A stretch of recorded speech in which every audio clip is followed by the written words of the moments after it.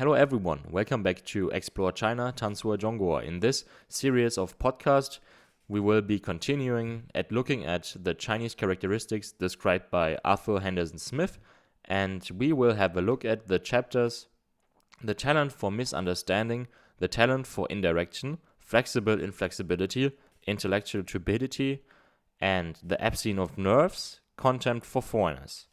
So, let's start with this talent for misunderstanding. The author mentions that a foreigner in China, after years of dedicated Chinese study, finds himself in China that he is not understood. He therefore returns to his studies and at the end of a series of years still often won't be understood. When the foreigner is talking to a Chinese, the auditor evidently does not understand. He evidently does not expect to understand. He visibly does pay no attention to what is said, makes no effort or whatever to follow it, but simply interrupts you to observe, "When you speak, we do not understand." All Chinese are gifted for taking advantage of these misunderstandings. By an example, he says, "You said this and this." "No, I did not say so, but I understood you to say so. We all understood you to say so. Please excuse our stupidity and please pay the money, as you said you would." Such is the argument between thousands of Chinese and foreigners, and in 97 cases out of 100, the foreigner pays the money, just as the Chinese knew he would. And the basic message of this chapter of Henderson is that it is easy for the foreigner to misunderstand and to be misunderstood. So now let's continue with the chapter, The Talent for Indirection. For the talent of indirection, I will be quick. There is no more fruitful illustration of indirection than that exhibited in the daily issues of the Peking Gazette. Nowhere is the habit of what in classical language is styled pointing at a deer and calling it a horse carried to a higher pitch and conducted on a more generous scale. Nowhere is it more true, even in China, that things are not what they seem, that nothing requires more skill than to guess what is meant by what is said. This nowhere finds more perfect exemplification than in Chinese official life, where formality and artificiality are at their maximum. Now let's go to the flexible inflexibility. At the beginning of this chapter, the author informs us that the first knowledge which we acquire of the Chinese is from our servants. And he gives us the example: a coolie is set out to cut the grass with a foreign sickle, bright and sharp. He receives it with a smile of approval, and is seen later in the day doing the work with a Chinese reaping machine, which is a bit of old iron about 4 inches in length, fitted to a short handle. The old, he seems to say, is better.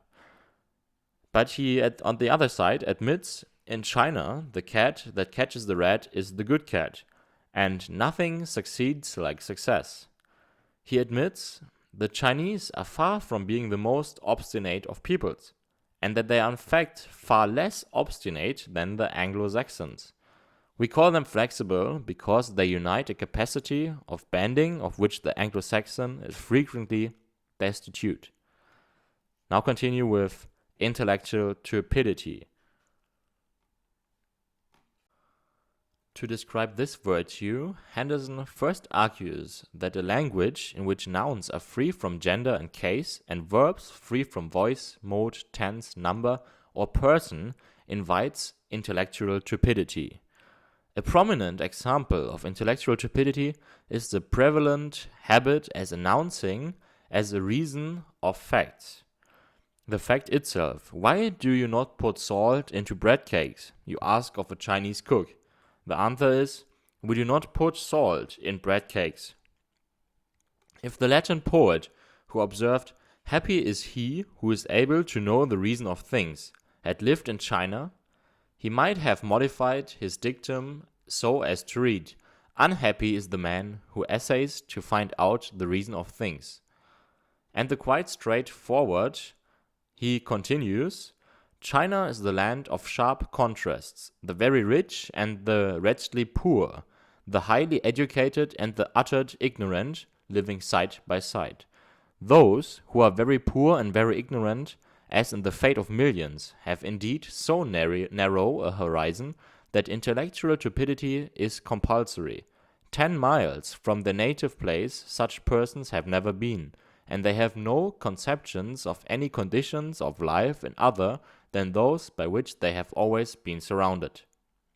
Many Chinese who know that a foreigner has come to live within a mile from their homes never think to inquire where he came from, who he is, or what he wants. They know how to struggle for an existence, and they know nothing else. And to put what he said in other words, is the Chinese is a practical man whose life consists of 2 compartments, a stomach and a cash bag. And now to another, out of my perspective, quite interesting chapter, what Henderson here calls the Abscene of Nerves. He begins with saying, Occidentals, we allude in short to people who are a nervous race. Ours is an age of extreme activity. It is an age of rush, and the nerves are kept in a state of tension. We cannot sit still, but we must fidget. This is different at the Chinese side. He begins with saying, it seems to be a psychological fact that to the Chinese exercise is superfluous. They cannot understand the desire which seems to possess all classes of foreigners alike, to walk when there is no desire to go anywhere. And then he quotes the occasion of a Cantonese teacher asked a servant about a foreign lady who he had seen playing tennis. How much is she paid for rushing about like that? On being told nothing, he would not believe it. And to another topic, he states, we hear much of overcrowding, but strange to say, overcrowding is the normal condition of the Chinese, and they do not appear to be inconvenienced by it at all. He does not care how many people see him, nor when, nor for how long great a length of time. And quiet is no moment to be thought of, and strange to say, no one appears to desire it. And here I personally want to mention that I think also nowadays, today in China, it is still like this, that Chinese people prefer a place where there are many people, where you can buy things, where there's some music, and where you have this Renau, this warm, hot environment, so this lively environment with more noises. So I think this statement is kind of true still. And he ends this chapter by saying and acknowledging that the Chinese face these things like floods and starvation, perhaps because they seem to be inevitable, with a clear-eyed endurance, which is one of the most remarkable phenomena of the race. And now to the last chapter and point I want to point out here in this podcast is the contempt for foreigners.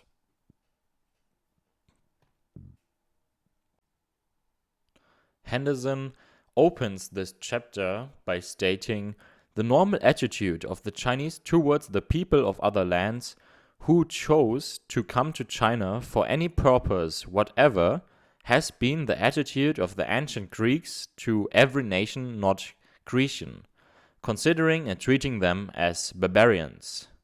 When Orientals, especially Chinese, examine our custom, they find nothing whatever to admire and much to excite criticism. If the foreigner is struggling with his environment and endeavoring to master the language of the people, he will constantly stung by the air of disdain. Oh, he does not understand. When the sole obstacle to understanding lies in the turbid statement of the Chinese himself. Further, he argues, the foreigner in China gets little credit for anything which he happens to know, but rather discredit for the things which he does not know. Foreign inability to do what any ordinary Chinese can do with the greatest ease leads the Chinese to look down upon us. We cannot eat what they eat, we cannot bear the sun, we cannot sleep in the crowd, nor without air to breathe. We cannot scour one of their boats, nor can we cry ee to one of their mule teams in such a way that the animals will do anything which we desire. And he concludes, with few exceptions, the Chinese do not wish, though they might be forced to take, foreign models for anything, whatever. And I hope you liked this small podcast, giving you more introductions in what Henderson Smith describes as Chinese characteristics. And we will be continuing next time. And I think there will be 1 or 2 more episodes out of this book. And let me know what you think. Write it into the comments. And goodbye.